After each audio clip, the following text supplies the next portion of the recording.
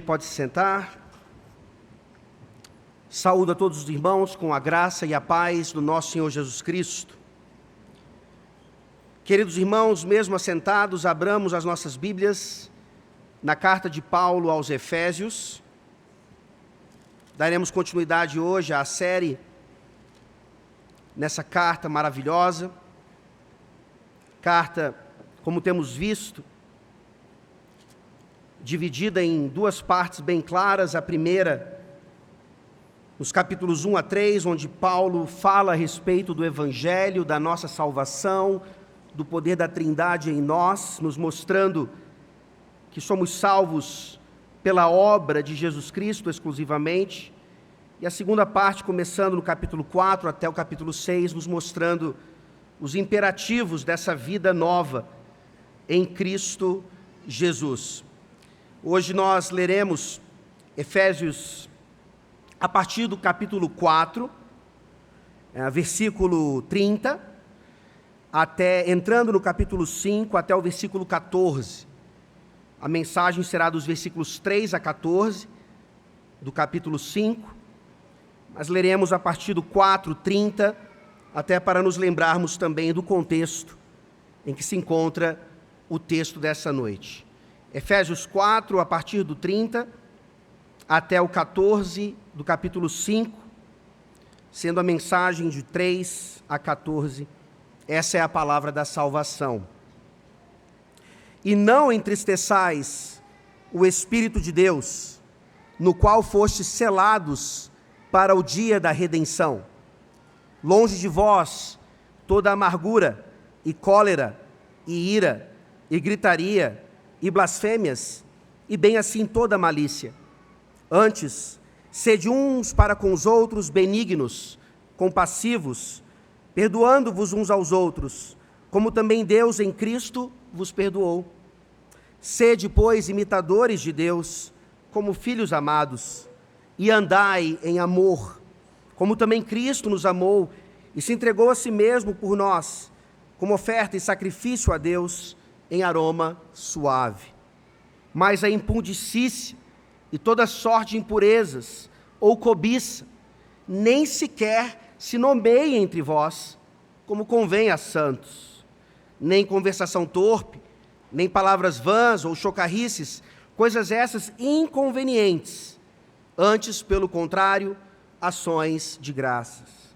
Sabei, pois, isto: nenhum incontinente ou impuro ou avarento, que é idólatra, tem herança no reino de Cristo e de Deus. Ninguém vos engane com palavras vãs, porque por essas coisas vem a ira de Deus sobre os filhos da desobediência. Portanto, não sejais participantes com eles, pois outrora erais trevas, porém agora sois luz no Senhor. Andai como filhos da luz. Porque o fruto da luz consiste em toda bondade e justiça e verdade, provando sempre o que é agradável ao Senhor. E não sejais cúmplices nas obras infrutíferas das trevas, antes, porém, reprovai-as. Porque o que eles fazem em oculto, o só referir é vergonha. Mas todas as coisas, quando reprovadas pela luz, se tornam manifestas, porque tudo o que se manifesta é luz. Pelo que diz: desperta, ó tu que dormes, levanta-te de entre os mortos, e Cristo te iluminará. Amém. Vamos orar mais uma vez. Santíssimo Senhor, que habita em inacessível luz, nós te louvamos porque na tua luz nós vemos a luz. Que nessa noite, nesse momento, teu Santo Espírito venha nos iluminar de fato, para olharmos para esse texto e vermos ainda o quanto de trevas há em nós, os resquícios de pecado que ainda estão em nossos corações, mesmo tendo nascidos de novo, mesmo sendo graciosamente garantidos e salvos pelo Senhor. Essa palavra de Paulo aos Efésios é para nós hoje também. Abençoa-nos nisso, ó Deus. Nós precisamos da Tua luz. Nós precisamos dissipar as trevas dos nossos corações. E também entendemos, ó Deus, que o Teu Santo Espírito é poderoso, sim, para, por meio do Evangelho manifestado nesse texto, salvar aqueles que, porventura, entraram aqui e ainda estejam totalmente presos e cativos às trevas de Satanás. Livra nessa noite, ó Deus, aqueles que ainda não tiveram seus olhos abertos, ainda não tiveram seus corações iluminados, para serem salvos pelo poder de Jesus Cristo e a sua obra maravilhosa em favor dos eleitos. Tende misericórdia do Teu povo, fala conosco, livra-nos de nós mesmos, em nome de Cristo Jesus, a nossa luz, é que nós oramos. Amém. Crianças, vocês têm medo do escuro? Talvez eu precise fazer essa pergunta a alguns adultos, né? Adultos, vocês têm medo do escuro? É interessante porque deve parecer bem natural o entendimento de que a escuridão, o escuro, as trevas não nos trazem coisas boas. Talvez aí, por isso, a questão do medo do escuro. E tem uma história sobre mim, quando eu era ainda criancinha, aprendendo ainda algumas palavras, e eu comecei a chorar lá no quarto, e a minha mãe, distante de mim, a primeira coisa que perguntou foi: Rodrigo, o que foi? A luz está apagada? E eu, bem criancinha, respondi: não, mãe, está acendada. O problema não é a luz ou a falta de luz, mas minha mãe imaginou que poderia ser então o escuro que estava me fazendo chorar. Crianças, a forma correta é: a luz está acesa e não acendada. Da mesma forma que o Espírito Santo vem nessa noite corrigir tantas coisas em nossas vidas, pois mesmo crentes no Senhor Jesus Cristo, nascidos de novo, ainda somos totalmente capazes de andar em trevas, ao invés de andarmos totalmente e completamente na luz. Se vocês perceberem aqui, Paulo não está fazendo nada diferente do que ele começou a fazer já no capítulo 4, quando ele traz para nós, então, uma estrutura que ele vai usar agora para aplicar a palavra de Deus às nossas vidas. Se você voltar comigo a Efésios 4, rapidamente, você vê ali no versículo 22, Efésios 4, 22, que Paulo usa, então, o verbo despojar, no sentido de que, quanto ao trato passado, vos despojeis do velho homem. E ele vai lá para o versículo 24 e diz: e vos revistais do novo homem. Paulo está fazendo então uma série de aplicações agora, usando o despojar e o revestir. Ele faz isso usando vários mandamentos: não furtarás, não levantarás falso testemunho. Ele faz isso a partir do versículo 25, e ele chega no início do capítulo 5 agora, nos mostrando a importância de sermos imitadores de Deus como filhos amados. Se nós imitarmos o nosso Pai, que é luz, nós seremos filhos da luz. E agora, então, Paulo, usando de forma focada o 7º mandamento, a partir do versículo 3, ele vai trazer aplicações bem detalhadas para as nossas vidas, para que nós entendamos exatamente, por sermos imitadores de Deus, nós não devemos ser cúmplices das obras das trevas e devemos andar como filhos da luz. Não devemos ser cúmplices das obras das trevas, pelo contrário, devemos andar como filhos da luz. A partir do versículo 3, então, nós vemos essa mensagem de Paulo aqui para nós, em 3 partes bem claras. A primeira delas nos versículos 3 e 4, quando Paulo nos mostra aqui a impureza das trevas. A impureza das trevas. Vejamos mais uma vez, versículos 3 e 4. Mas a impudicícia e toda sorte de impurezas ou cobiça, nem sequer se nomeie entre vós, como convém a santos. Nem conversação torpe, nem palavras vãs ou chocarrices, coisas essas inconvenientes. Antes, pelo contrário, ações de graças. Paulo usa palavras aqui, nos versículos 3 e 4, que não fazem parte do nosso vocabulário cotidiano. Impudicícia, chocarrice. Mas pelo contexto e por outras palavras que claramente nós entendemos bem, nós podemos aqui ter uma ideia do que Paulo está falando. Mais uma vez, se anteriormente, a partir do versículo 25 do capítulo 4, ele usou outros mandamentos para fazer o jogo despojar e revestir, aqui ele se concentra agora no 7º mandamento. Aqui ele se concentra, então, nesse mandamento que nos fala tão claramente a respeito de impudicícia, impurezas, inclusive de cobiça. Mas espera aí, cobiça não é o 10º mandamento? Ora, nós percebemos no 10º mandamento algo também ligado claramente ao 7º mandamento. Depois os irmãos olhem com calma. Lá, Deus claramente nos fala a respeito de não cobiçar as coisas dos outros, nem sequer a mulher do próximo. No final das contas, quando olhamos para os aspectos da impureza, que são trevas sempre, nós vemos que, no fundo, nós cobiçamos aquilo que não nos pertence. Aqui uma mensagem bem clara a respeito de uma aplicação direta do 7º mandamento. E nós não sabemos exatamente como a sua vida está em relação ao 7º mandamento, mas tenho certeza que o Espírito Santo sabe exatamente como a sua vida está em relação ao 7º mandamento.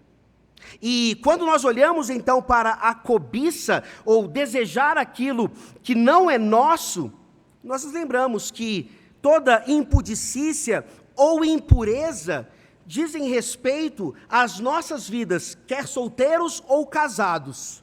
Como lidamos com a nossa sexualidade. Como é maravilhoso ver as crianças aqui presentes. Louvado seja Deus, porque as crianças aqui na Redenção, elas permanecem no culto e aprendem graciosamente, como filhas da aliança, com os sermões.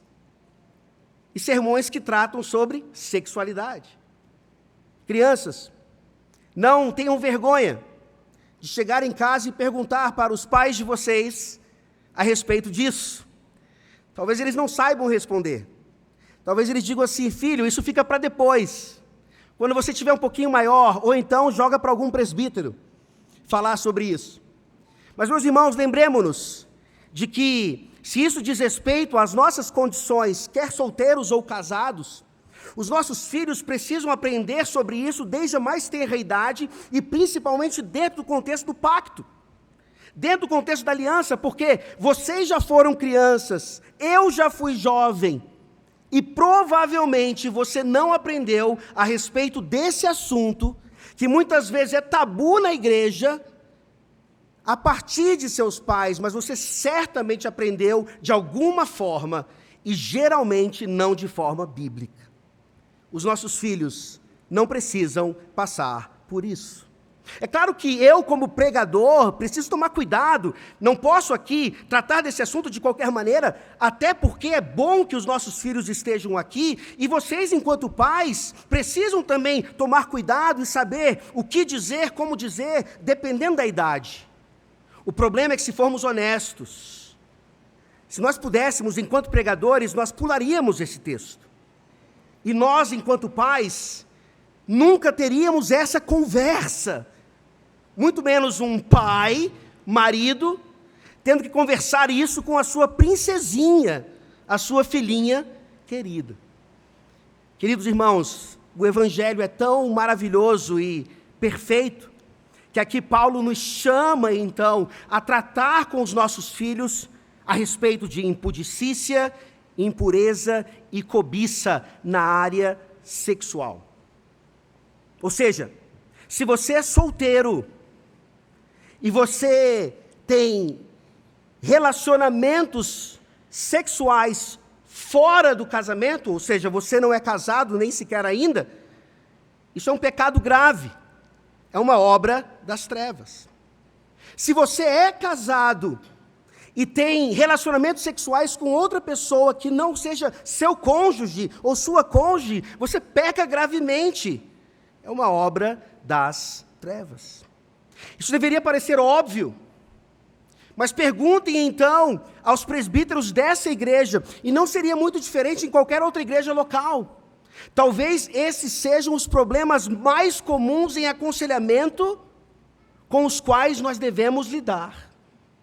Crentes solteiros ou casados que ainda cometem impudicícia ou toda sorte de impurezas. E quando Paulo fala disso aqui, ele está nos lembrando que ele está tratando, sim, em primeiro lugar, daquela cultura. Os crentes ali em Éfeso, eles vieram de uma cultura, se você lembrar bem, quando Paulo planta a igreja lá em Éfeso, houve uma confusão muito grande e havia gritaria durante aquele período, quando eles falavam, Diana, rainha dos Efésios. Eles não queriam o evangelho. Eles entendiam que a luz estava chegando e eles preferiram as trevas.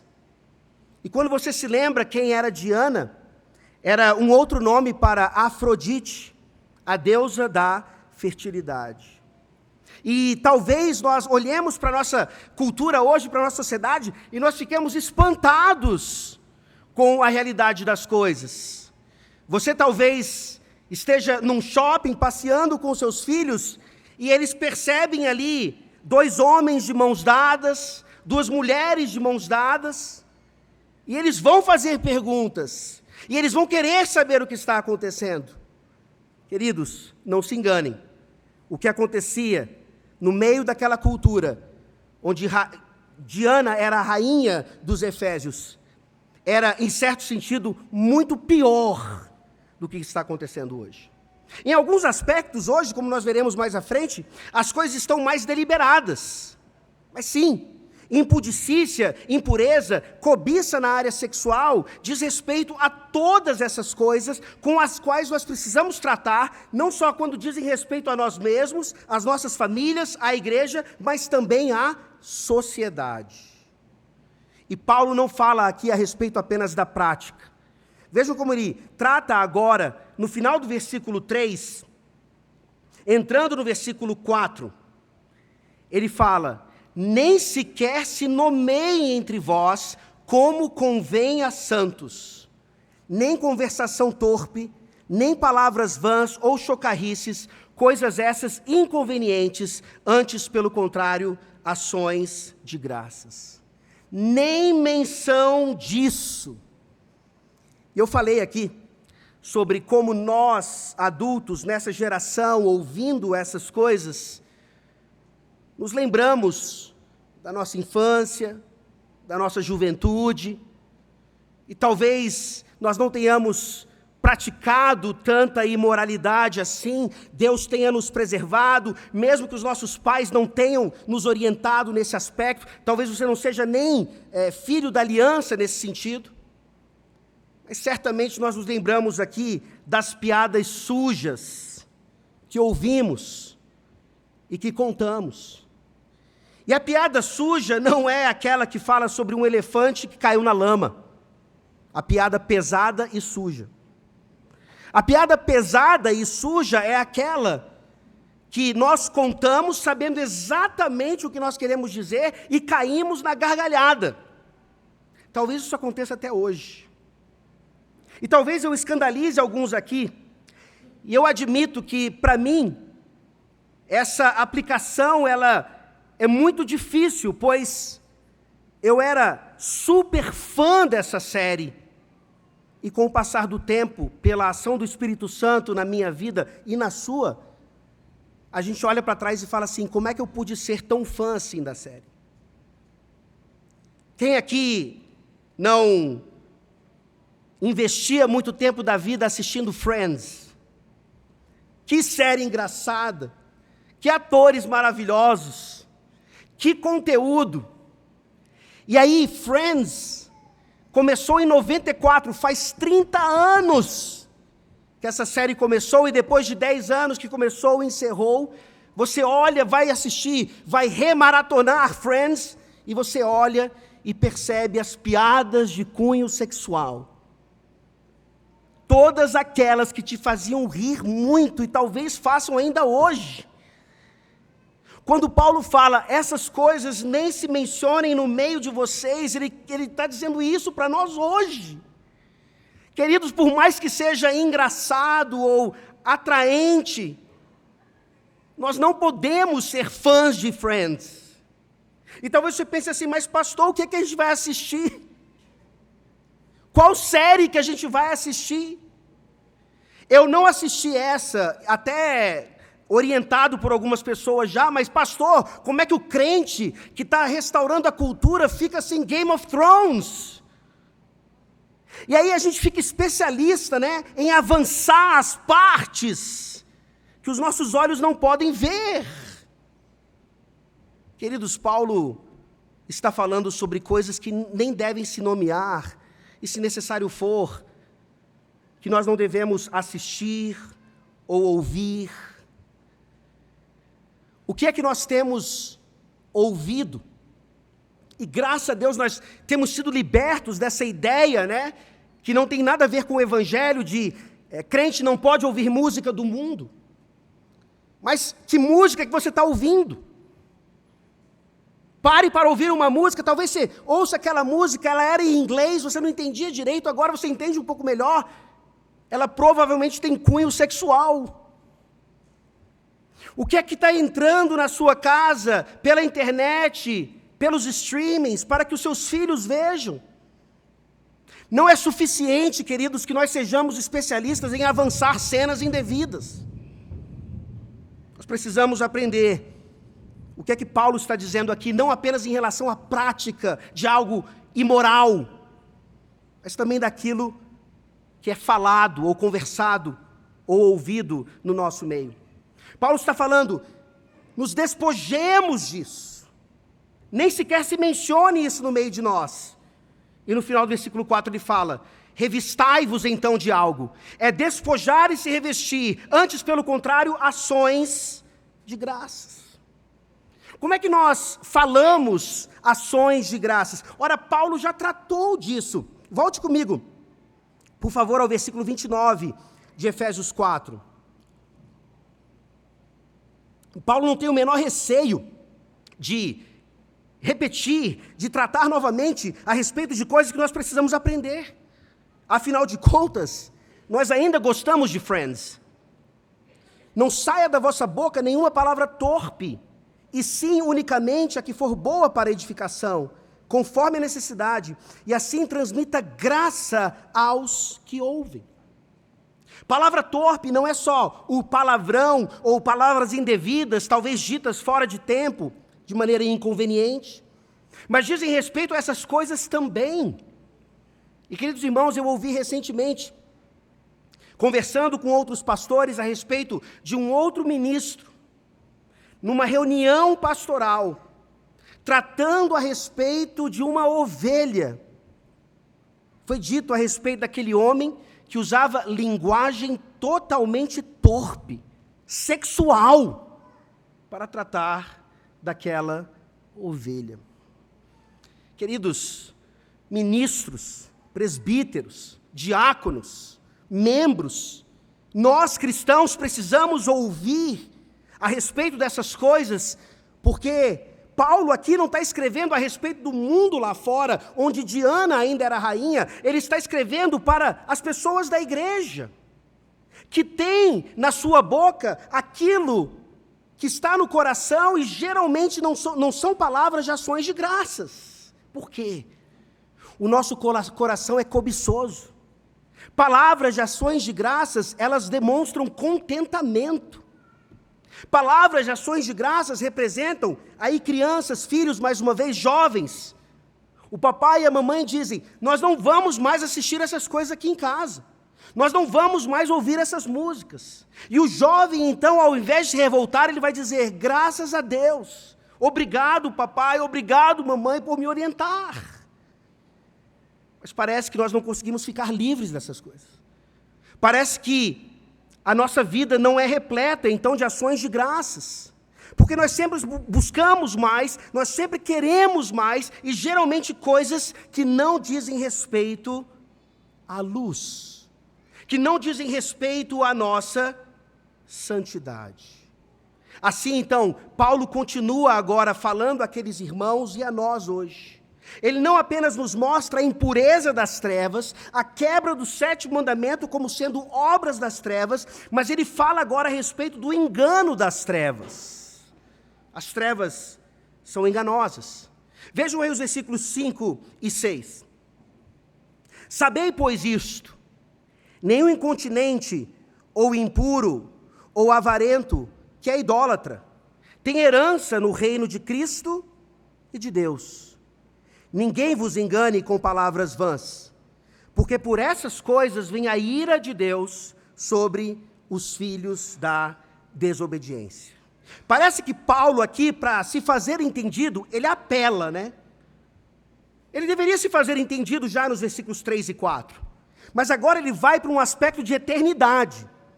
Se o crente não está entendendo o perigo das trevas nas suas vidas, na vida de seus filhos, na vida da família, até na sociedade, então Paulo agora joga uma carta que é irrefutável. Ele primeiro diz: sabei, pois, isto. Ele já joga a luz nos mostrando que existe um conhecimento verdadeiro, algo que nós precisamos saber. E no versículo 6 ele vai falar sobre um conhecimento falso, um engano. E qual é a apelação de Paulo aqui? Ele fala: nenhum incontinente, ou impuro, ou avarento, que é idólatra, tem herança no reino de Cristo e de Deus. Em outras palavras, Paulo está dizendo que aqueles que praticam essas coisas, sendo de fato ainda não regenerados, eles certamente não participarão da eternidade com Deus. Jesus Cristo já tinha usado essa linguagem.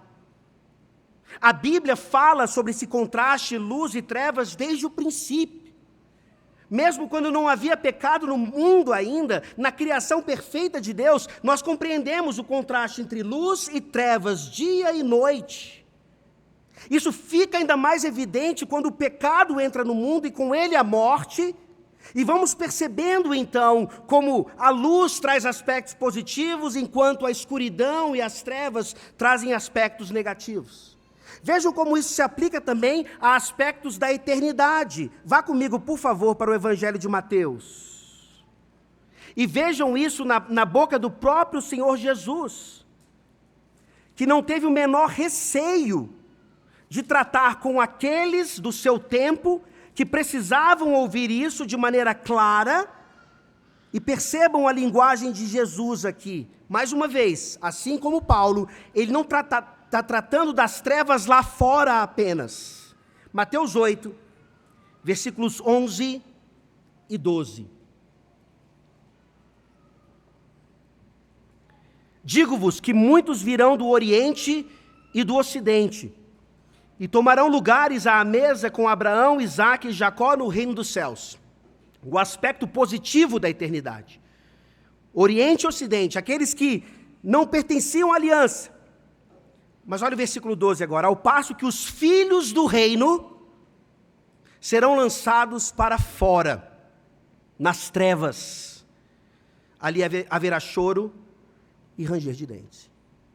Os filhos do reino. Que linguagem é essa? Parece que, em outras palavras, Jesus está dizendo: olha, tem crente aí que por preferir as trevas vai acabar então perdendo a salvação. É óbvio que Jesus Cristo não está ensinando isso.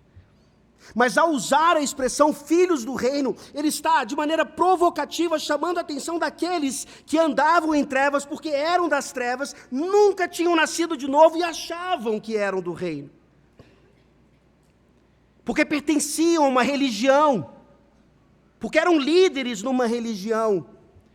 E Jesus fala para você nessa noite, cuidado, porque você pode ser membro de uma igreja há anos e nunca ter tido o seu coração iluminado pela obra do Espírito Santo. Paulo vai trazer uma série de maneiras aqui para nós medirmos isso. E vai ficar evidente mais à frente ainda que, infelizmente, como nós já vimos inclusive, crentes ainda podem, pelos resquícios do pecado em nós, andar em trevas. E nesse sentido, nós temos o privilégio hoje de sermos orientados para que nos livremos cada vez mais das trevas. Mas talvez, querido e querida, a sua vida esteja ainda em trevas, porque você precisa, pela primeira vez ainda na sua vida, de um conhecimento iluminador da obra de Cristo. E saiba bem disso, esse conhecimento verdadeiro é o que Paulo está dizendo. Essa lista que ele traz, que não é exaustiva, nos aponta para esse futuro. A ausência de luz agora gera uma presença de trevas eternas. E deveria nos parecer óbvio. Você prefere viver na luz ou nas trevas? Eternamente falando, você prefere permanecer em luz imarcessível junto com Deus, Pai, Filho e Espírito Santo? Ou você prefere passar a eternidade nas trevas? Esse é o conhecimento verdadeiro. Jesus falou sobre isso, Paulo está tratando disso. E na primeira parte do versículo 6 aqui, então, Paulo fala sobre um falso conhecimento. Ninguém vos engane com palavras vãs. Ironicamente, há muitos enganadores que usam o contraste luz e trevas, que na verdade não estão falando adequadamente a respeito disso. Cito 2 exemplos bem claros. Depois os irmãos vejam com calma a respeito do mito da caverna de Platão, a alegoria da caverna, onde Platão está ali tentando explicar a função dos filósofos, mais especificamente a função de Sócrates. Havia homens e mulheres presos ali em cadeias numa caverna e uma luz de uma fogueira que iluminava de maneira opaca aquela caverna, e eles olhavam então para as sombras ali na caverna e achavam que aquela era a realidade. De repente um deles consegue fugir, escapar, ele sai da caverna, os seus olhos quase cegam diante da luz do sol, e ele fala, essa é a luz. Aquela luz é falsa. Ele volta então para a caverna e tenta libertar os outros que estavam em trevas. E talvez você já tenha ouvido isso, algo completamente errado e equivocado. O mito da caverna de Platão é o evangelho na linguagem dos filósofos. Sócrates é confundido com Cristo. E Paulo está falando, ninguém vos engane com palavras vãs. Porque por mais que os ímpios reconheçam de alguma forma o contraste luz e trevas, a alegoria de Platão não consegue libertar de fato, muito pelo contrário. Ela continua sendo obra das trevas, falso conhecimento, cegos guiando outros cegos. E nós andamos um pouco mais na história da humanidade e nós chegamos à Idade Média, conhecida como Idade das Trevas. De 2 maneiras. A Idade das Trevas para alguns, porque na verdade era uma idade, ou mais ou menos ali 1000 anos na história da humanidade, onde Deus ainda era levado em conta. Talvez de maneira errada, por religiosidade ou outros aspectos. Mas dentro dessa situação, trevas verdadeiras, quando naquele período também a palavra de Deus foi tirada do povo. Pessoas não tinham mais acesso a essa revelação. E não à toa, nós vemos o Espírito Santo fazendo o que ele fez, preparando a humanidade para aquilo que nós conhecemos como a Reforma Protestante, um dos maiores avivamentos que nós já vimos em nossa história. Mas juntamente então com a Reforma, e na verdade um pouco posterior a isso, olhando para a Idade das Trevas somente naquele aspecto de que eram homens e mulheres guiados por religiosidade ou coisas do tipo, vieram os iluministas. Veio o iluminismo, a luz da razão, nos libertando finalmente das trevas da religião. Nós não precisamos dessas coisas místicas. A ciência é suficiente, o empiricismo é suficiente, a nossa mente é suficiente. E nós somos filhos do iluminismo, não é verdade? Hoje, queridos, nós temos que lidar com algo no século 21, chamado liberalismo teológico, que nega a autoridade das Escrituras, e nega tantas outras coisas. E talvez você pense assim, não, eu não sou iluminista, pastor, eu entendo que a palavra de Deus é de Gênesis a Apocalipse, totalmente autoritativa, mas nós somos iluministas práticos. Nós ainda cometemos impureza, nós ainda fazemos coisas no escuro, que só Deus está vendo. Lembrem-se disso, irmãos, irmãs, queridos. Um dos termos usados por Paulo no versículo 3, é o termo no grego porneia, da onde nós tiramos a famosa pornografia. E por mais que sejamos ousados em nossos pecados, a pornografia ainda é algo escondido. Um filho, por mais ousado que ele seja, ele não pega o seu celular, o seu smartphone, ou o seu acesso à internet e faz isso na frente dos pais. Ele faz escondido. Ele faz no escuro. Ele faz nas trevas. Nós somos muito mais filhos do iluminismo do que nós imaginamos. E é por isso que essa advertência de Paulo é tão necessária para nós. Ele fala, ninguém vos engane com palavras vãs, lembrem-se do destino dessas pessoas. Ele termina no versículo 6, porque por essas coisas vem a ira de Deus sobre os filhos da desobediência. Não é à toa que a ira de Deus é algo completamente alheio a um mundo evangelical muito influenciado pelo iluminismo teológico. Não se fala sobre ira de Deus. Não se fala sobre pecado. Não se fala sobre justiça. Não se fala sobre juízo. Não se fala sobre disciplina. Deus é amor. E Ele nos ama tanto, mas tanto, que Ele é capaz de passar a mão em nossas cabeças, mesmo diante de pecados de imoralidade. Falso. Paulo está demonstrando exatamente o contrário aqui. Ele já tratou sobre aspectos dos filhos da desobediência anteriormente, ele repete o termo aqui e faz essa ligação clara com a ira de Deus. E não se enganem, meus irmãos, esse tema não pode estar fora dos nossos púlpitos, pois ele não está fora da palavra de Deus. Essa é uma razão maravilhosa para nós pregarmos em série, como se faz aqui na Redenção. Porque, como eu falei, se nós pudéssemos pular esses textos, seria muito mais fácil. Porque talvez alguém aqui pense que esse sermão está sendo carapuça. Queridos, eu não sou nem pastor de vocês. Eu não tenho a menor ideia de como vai a vida de vocês. E se há alguma imoralidade, impudicícia, cobiça sexual na sua vida, que você faz lá no escuro, quando só você e Deus estão vendo, o Espírito Santo está te dando a oportunidade nessa noite de você se arrepender,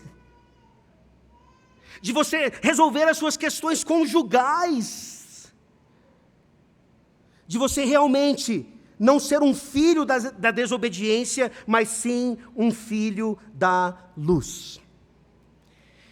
E a gente não precisa nem ser supersticioso, como talvez nesses últimos dias alguns de nós aqui fomos.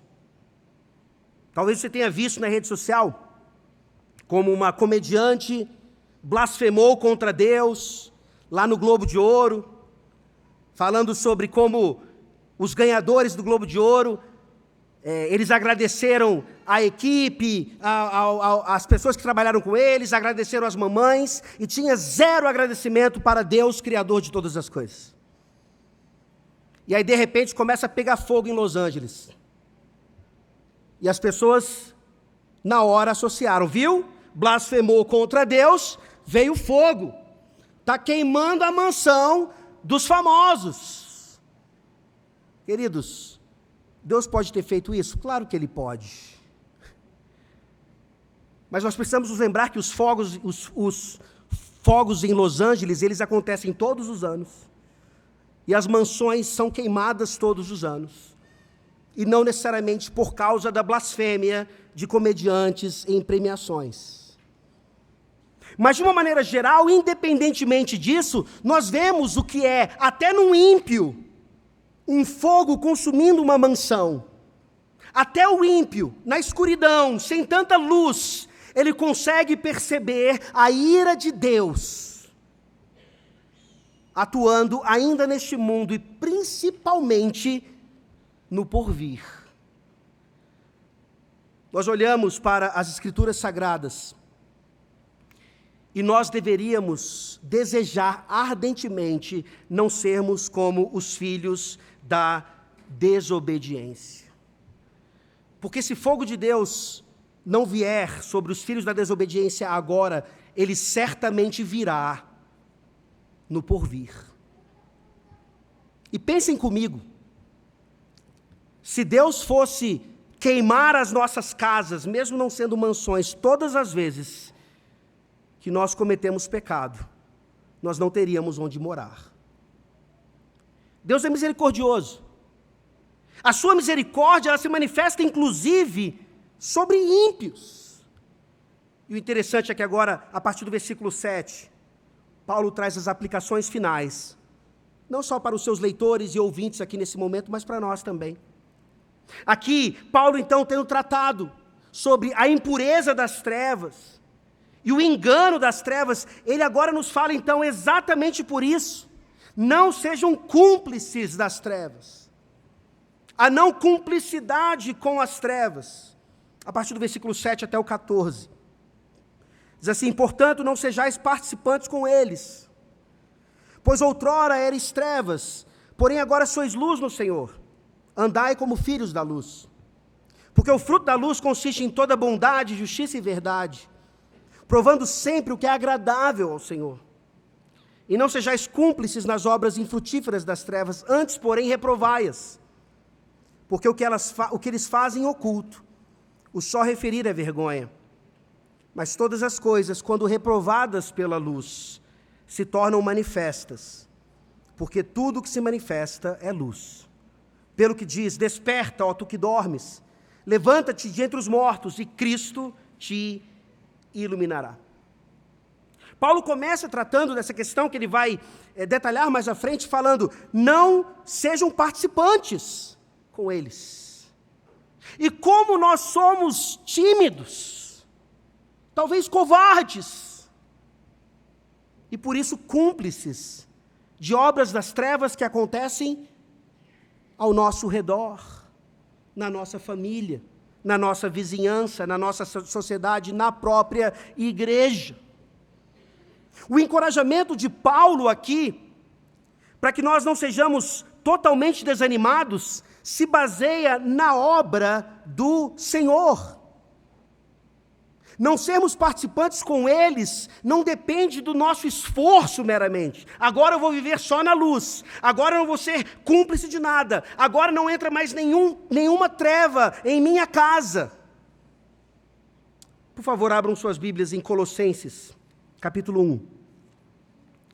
Vamos lembrar aqui, mais uma vez, qual é a razão de sermos encorajados por Paulo dessa forma.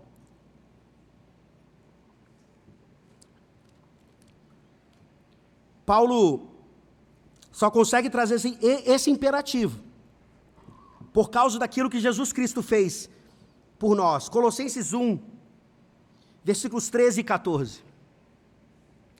Ele nos libertou do império das trevas e nos transportou para o reino do Filho do seu amor, no qual temos a redenção, a remissão dos pecados.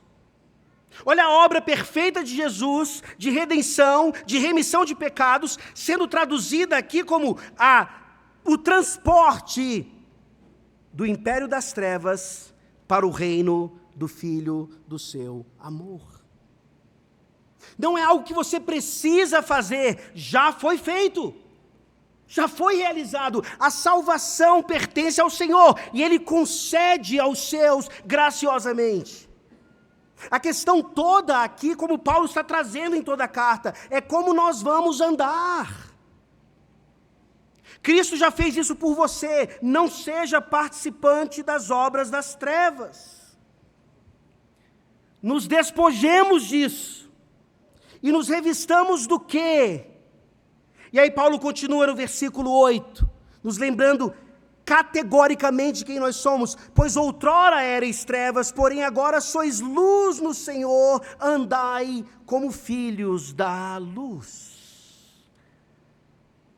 Falei para vocês que o verbo andar era importante na carta aos Efésios, no último sermão que eu preguei aqui.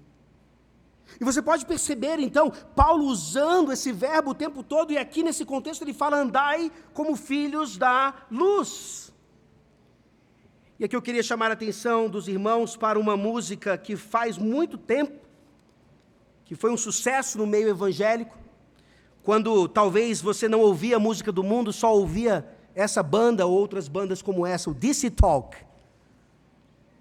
Não entregue a sua idade, né? Se você ouvia DC Talk, In the Light, que banda, que música, que diz assim no início, eu continuo tentando achar uma vida, por mim mesmo, sem considerar você. Eu sou o rei das desculpas, eu tenho uma para cada coisa egoísta que eu faço. Me diga o que está acontecendo dentro de mim. Eu desprezo o meu próprio comportamento. Isso apenas serve para confirmar minhas suspeitas, que eu ainda sou um homem necessitado de um Salvador. Talvez o compositor da música quisesse falar a respeito de alguém que não tinha nascido de novo, que vivia completamente em trevas. Mas a música pode tranquilamente se aplicar a cada um de nós, já nascidos de novo, filhos da luz, mas que ainda insistem em andar em trevas. Não apenas na questão da imoralidade ou na quebra do 7º mandamento, mas em vários outros aspectos.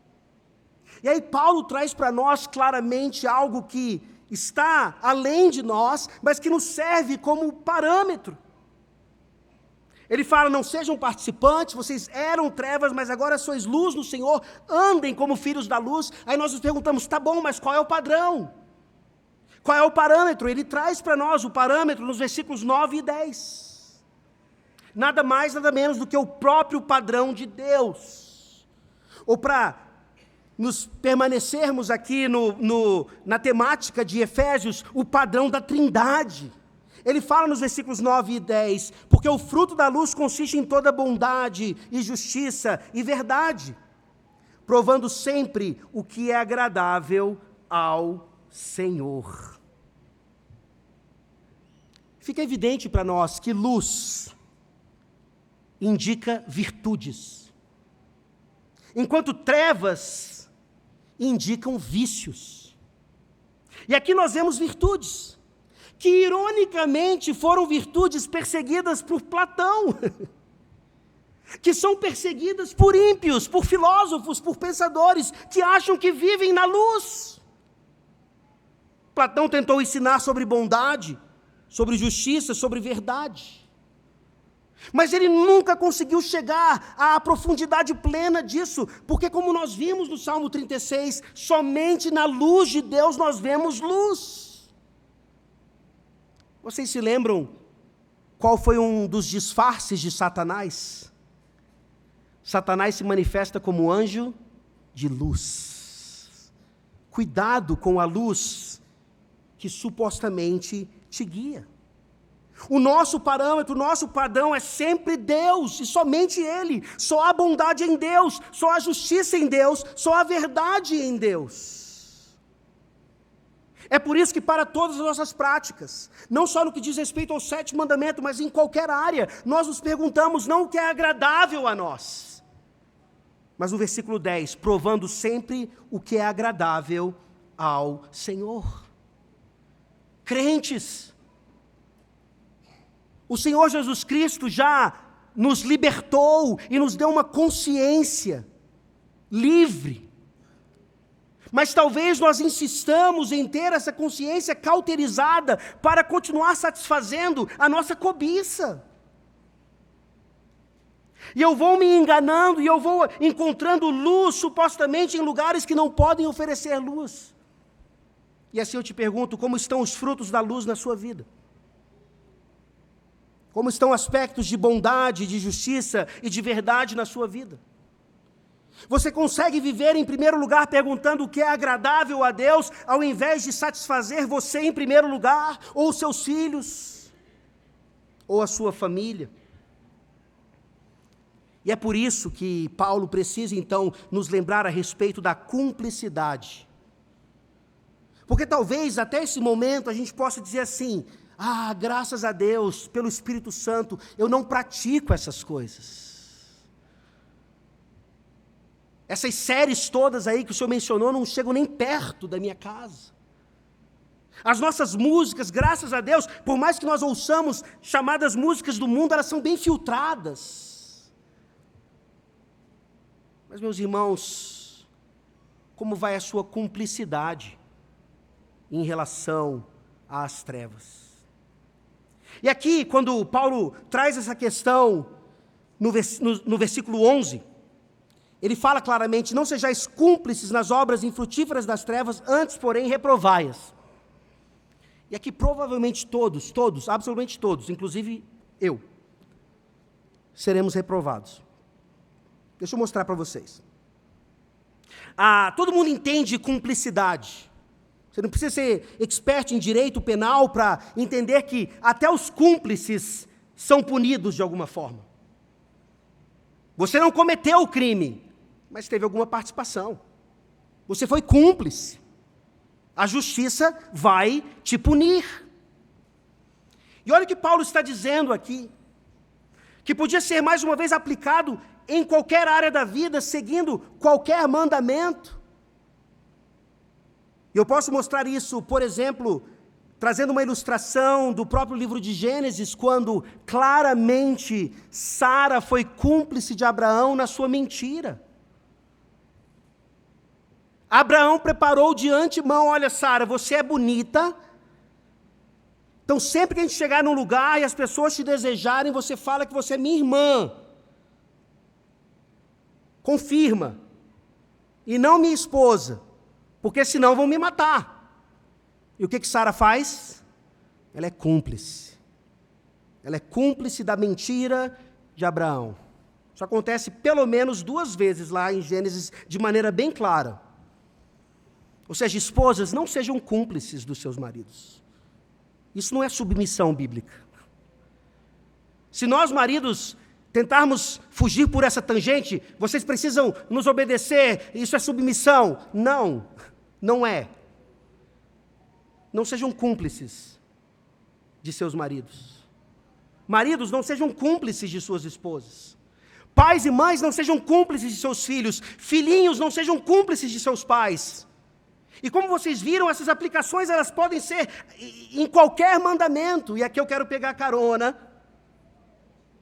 na fantástica aula do presbítero Gualda hoje. Onde você estava na escola dominical? Realizando obras das trevas? Ou legitimamente não aqui? Se a sua razão para não estar aqui na escola dominical não for legítima, eu quero que você entenda que isso é obra das trevas.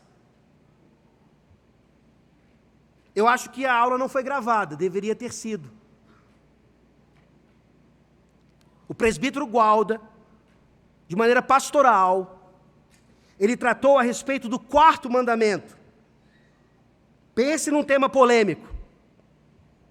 E eu vou complementar um pouquinho o que o presbítero falou, nesse sentido de cumplicidade. Talvez você bata no peito aqui hoje e diga assim: pastor, eu guardo o dia do Senhor.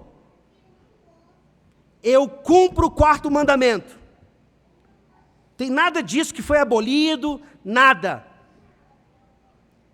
Aí eu te pergunto, será mesmo que você guarda sem ser cúmplice das obras das trevas? Lembrando que o 4º mandamento não é só para a igreja, meus irmãos. O 4º mandamento, assim como todos os outros, é para todos os homens. Diante do que do presbítero Gualda falou, e para você entender isso, você devia ter estado na aula, eu não vou explicar aqui. Convide o presbítero Gualda para ir na sua casa, para ele te dar uma aula particular. Já imaginou se todos os cristãos, filhos da luz, se mobilizassem para não fazerem concurso no domingo? Os adventistas, que ainda vivem nas trevas em tantos aspectos, eles têm os seus direitos religiosos respeitados. Você já imaginou se todos os crentes concurseiros em todo o Brasil falassem: agora nós vamos guardar o 4º mandamento, nós vamos andar na luz, nós não fazemos mais prova de concurso no dia do Senhor? Você consegue imaginar isso? Você consegue imaginar todos os atletas de Cristo, ao invés de jogarem bola no dia do Senhor profissionalmente, e ao fazerem gol, apontarem para o céu e falarem: eu amo Jesus, eles dizerem para os seus times: nós não jogamos no dia do Senhor? Eu consigo entender um pouquinho melhor o concurseiro. Tá, imagina se o Messi fosse cristão e ele dissesse para o time dele e falasse: eu não jogo no dia do Senhor. O Cristiano Ronaldo, o Neymar, 100% Jesus, eu não jogo no dia do Senhor. O que essas perguntas nos mostram, queridos? Em vários aspectos, talvez você guarde de fato o 4º mandamento, talvez você não trabalhe. Mas nós cristãos, até de maneira inconsistente, e aqui é para você pensar um pouco melhor sobre isso. Talvez nós não trabalhemos no domingo, mas você é cúmplice do trabalho indevido de outros. O presbítero Gualda falou sobre obras de misericórdia e de necessidade. E nós cristãos ainda não entendemos muito bem isso. Não só nas nossas vidas, mas na vida de outros. O que outros fazem, mesmo não sendo cristãos, quebrando um mandamento que é para todos e não só para a igreja, são obras das trevas, e muitas vezes eu e você somos cúmplices disso. Ironicamente, em inglês, domingo é Sunday, dia do sol, dia de Baal, a quem o sol representa. Para nós, nascidos de novo, domingo é o dia do Senhor, o sol da justiça. E se você estava aqui hoje de manhã no culto, você foi lembrado pelo pastor Luciano a respeito de como nós, vivendo para a glória de Deus, botando as mãos na obra, em tudo aquilo que Ele nos chama para fazer, geralmente ao fazermos isso, ao fugirmos das trevas para andar na luz, nós somos chamados de radicais. Não, pastor, peraí. Eu entendo não ver pornografia, mas ser cúmplice de alguém no domingo que está fazendo algo que não deveria fazer, aí é demais. Queridos, todas as quebras de mandamentos são obras das trevas. E quando Paulo está falando aqui, ele não diz apenas para nos despojarmos, ele não diz apenas para deixarmos de fazer alguma coisa, ele fala para ativamente fazermos alguma coisa, e talvez essa seja a pior situação para nós hoje. Quando Paulo fala: não sejam cúmplices nas obras infrutíferas das trevas, antes, porém, reprovai-as. Nós não fazemos algumas coisas, mas nós não reprovamos as coisas que são feitas ao nosso redor. A gente faz vista grossa, a gente varre para debaixo do tapete, a gente finge que não está acontecendo. E Paulo claramente diz: nós, filhos da luz, fomos chamados não apenas para rejeitar as obras das trevas, como para reprová-las. E reprovar as obras das trevas significa, sabe o quê? Denúncia. E você pode testar seu coração agora. A válvula de escape, para nós não denunciarmos as obras das trevas ao nosso redor, é que nós não queremos ser dedo duro, cagueta, ou como nas famílias, né? Que tem mais de um filho, tá? Se você tem filho único, você não consegue experimentar isso. Tem que ter mais de um filho. Geralmente tem o filho informante. O filho que sabe de tudo que o outro está fazendo, e geralmente ele é informante não para o bem do outro, mas para que a justiça seja feita. Não é para isso que nós reprovamos as trevas. Pasmem. Nós reprovamos as trevas para que haja esperança de luz no meio daquilo. Ou seja, esperança de restauração. Esperança daquilo que Jesus promete fazer no meio de um mundo de trevas. Por isso, filhinhos, crianças, prestem atenção nisso desde essa mais tenra idade. Vocês e nós adultos somos chamados sim para cuidarmos uns dos outros, inclusive nessa reprovação, que muitas vezes deve ser velada sim. Mateus 18 fala sobre isso. O informante, ele diz: olha pessoal, na reunião de oração, vamos orar pelo irmão tal, ele está praticando tal pecado, ele precisa da nossa misericórdia. Mas em alguns momentos essa reprovação, essa denúncia, ela vai ser pública. Inclusive, a igreja sendo profética em relação às trevas do Estado, da nação. Nós vivemos num país, eu falei anteriormente, onde coisas nos assustam, sendo que na época de Paulo era muito pior. Mas talvez nós estejamos vivendo aí num momento pós-moderno, tão influenciado pelo iluminismo, que tem coisas que acontecem que não parecem mais vergonhosas. Eu te pergunto, você tem reprovado essas coisas? Você tem profeticamente falado contra essas coisas? Ou você é sábio? Vejam a sabedoria, por favor, de um modelo das Escrituras para nós nesse sentido. Marcos 6. E nós já estamos terminando. Marcos 6.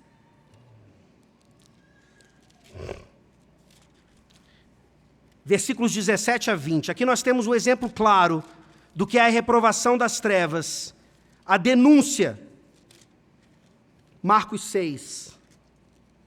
17 a 20, você conhece a história, é o relato da morte de João Batista. Esses versículos aqui são suficientes para nós entendermos o que eu estou dizendo. Marcos 6, a partir do 17, porque o mesmo Herodes, por causa de Herodias, mulher de seu irmão Filipe, porquanto Herodes se casara com ela, mandara prender a João e atá-lo no cárcere. Pois João lhe dizia: não te é lícito possuir a mulher de teu irmão. E Herodias o odiava, querendo matá-lo, e não podia. Porque Herodes temia João, sabendo que era homem justo e santo, e o tinha em segurança. E quando o ouvia, ficava perplexo, escutando-o de boa mente. O que João Batista tinha a ver com a vida de Herodes? Por que João Batista não ficou calado? Cadê a sabedoria de João Batista? Falou demais num momento indevido. Eu e você somos sábios. Eu e você não falamos absolutamente nada para denunciar o pecado de ninguém. Nem sequer o nosso. João Batista é tido, inclusive por Herodes, como justo e santo, descrevendo aquilo que nós vimos em Efésios, o caráter da própria Trindade, bondade, justiça e verdade. Esse deve ser o meu caráter e o seu. Sim, queridos irmãos, é necessário sabedoria, não tenham dúvida disso. É necessário paciência. Você não vai sair por aí como um louco, denunciando todas as coisas. Mas ser cúmplice das trevas, queridos, é ver isso debaixo do nosso nariz e nós não fazermos absolutamente nada a respeito disso. Volte comigo para Efésios. E Paulo termina então esse pensamento. Agora mostrando nos versículos 12 a 14 o que a luz necessariamente faz. Essa palavra, queridos, ela é dura, ela nos ilumina e por isso mostra pecados que talvez só Deus conheça, na verdade, pecados que até nos são ocultos por causa de tantas trevas ainda, mas inevitavelmente a luz faz isso, a partir do versículo 12 de Efésios 5. Porque o que eles fazem em oculto só referir a vergonha. Mas todas as coisas, quando reprovadas pela luz, se tornam manifestas, porque tudo que se manifesta é luz. Pelo que diz, desperta, ó tu que dormes, levanta-te de entre os mortos, e Cristo te iluminará. Pensando nesse texto e mostrando claramente que manifestação da luz significa necessariamente dissipação das trevas. Sermos luz, não sendo cúmplices das obras das trevas, reprovando-as. Nós mesmos fugindo das obras da imoralidade que são trevas e tantas outras obras terríveis, como José fugiu da mulher de Potifar. Isso, queridos, dissipa trevas, mas pode trazer resultados como aconteceu na vida de João Batista. E tratando dessa questão, me lembrei de outros famosos agora, talvez, morrendo de medo da justiça. É interessante porque quando Paulo fala aqui no versículo 12, ele fala de coisas feitas em oculto, que o só referir é vergonha. Tem coisas acontecendo hoje aí à luz do dia, que não parecem mais vergonhosas. Há alguns anos eram vergonhosas, mas agora não mais. Mas por mais que haja essa intrepidez por parte do ímpio, algumas coisas ainda são ocultas, porque senão a justiça vai fazer alguma coisa a respeito. E nós temos o recente caso do Puff Daddy. Eu não quero nem imaginar o que esse homem e outros fizeram em abusos sexuais de pessoas que estavam debaixo da autoridade ou sei lá o que, do poder desses homens. E quando você olha a lista, vários outros famosos ou estão envolvidos como vítimas ou como também aqueles que praticaram essas coisas que o só referir é vergonha. Se a justiça dos homens é capaz de tratar dessas coisas devidamente, quanto mais a justiça de Deus não vai lidar com elas, mesmo que seja apenas no juízo final. Não se enganem. Onde a luz se manifesta, as trevas são dissipadas. E a palavra de esperança está aqui no versículo 14. Quando Paulo cita outra escritura, nós já vamos para lá já. E ele está dizendo aqui, pelo Espírito Santo, para nós ouvirmos: desperta, ó tu que dormes, levanta-te de entre os mortos, e Cristo te iluminará. Paulo está falando para os crentes: despertem, se arrependam, Há perdão no Senhor, na luz, há livramento. Você não precisa ser cativo da pornografia, você não precisa ser cativo da imoralidade, você não precisa ser cativo da internet, você não precisa ser cativo daquilo que você faz só quando Deus está olhando. É luz. Eu rogo a vocês, se vocês não conseguem sozinhos, procurem seus presbíteros, procurem seus pastores, digam, me ajudem, por favor.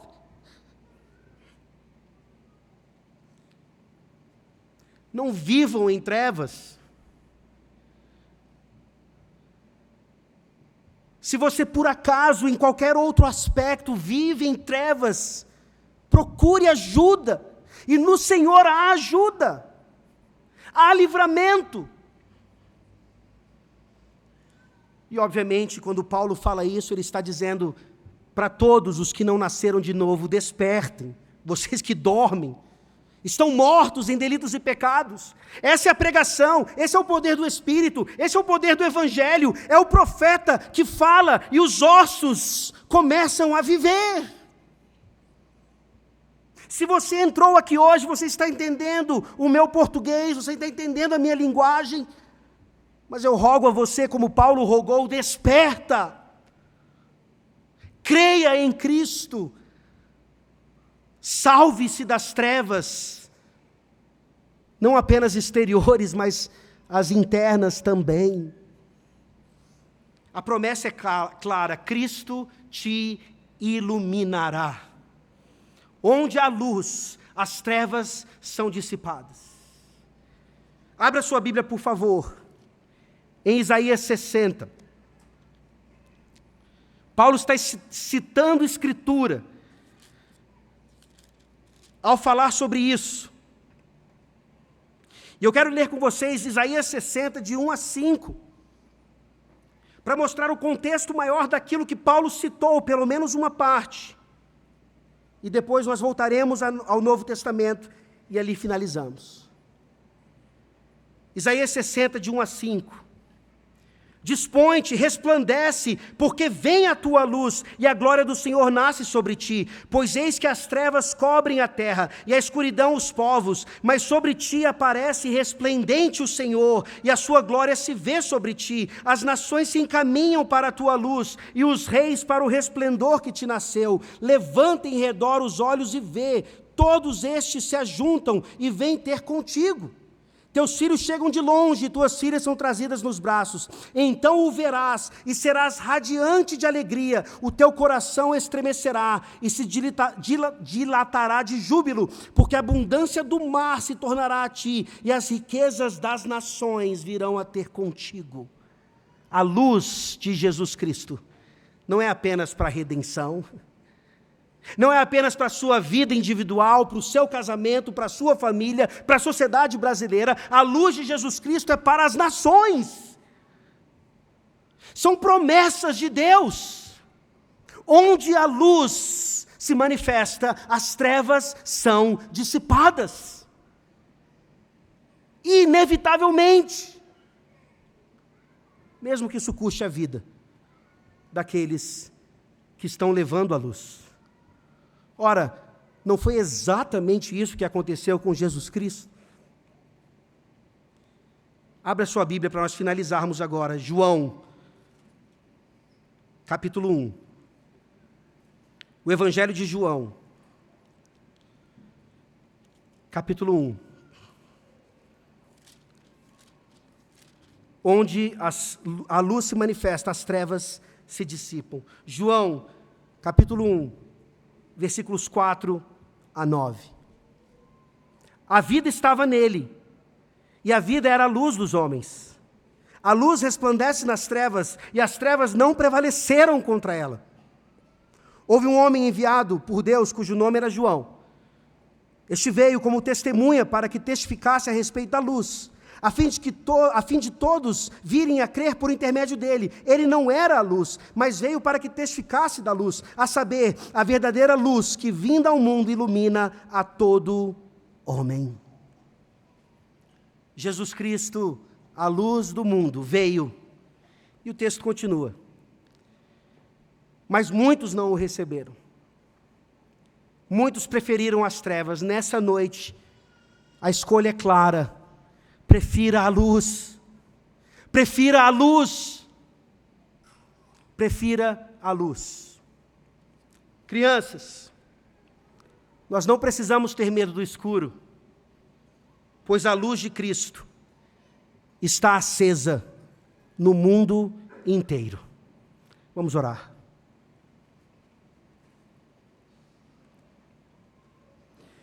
Senhor Deus Todo-Poderoso, Deus de luz, cujo Filho veio como luz ao mundo e foi rejeitado e experimentou as trevas do inferno em nosso lugar, na cruz do Calvário, mas ressuscitou resplandecente naquele glorioso dia, o dia do Senhor, o dia do sol da justiça, que nós celebramos até hoje, celebraremos até a volta do Senhor, em poder, majestade e muita luz. Nos ajuda, ó Senhor, a nos despojarmos das trevas e nos revestirmos da luz de Cristo, não sendo cúmplices das trevas, de suas obras, antes reprovando-as e manifestando os frutos da luz, bondade, justiça e verdade, cujo padrão verdadeiro só se encontra no Pai, no Filho e no Espírito Santo. É no nome de Jesus Cristo, a luz do mundo, que nós oramos. Amém.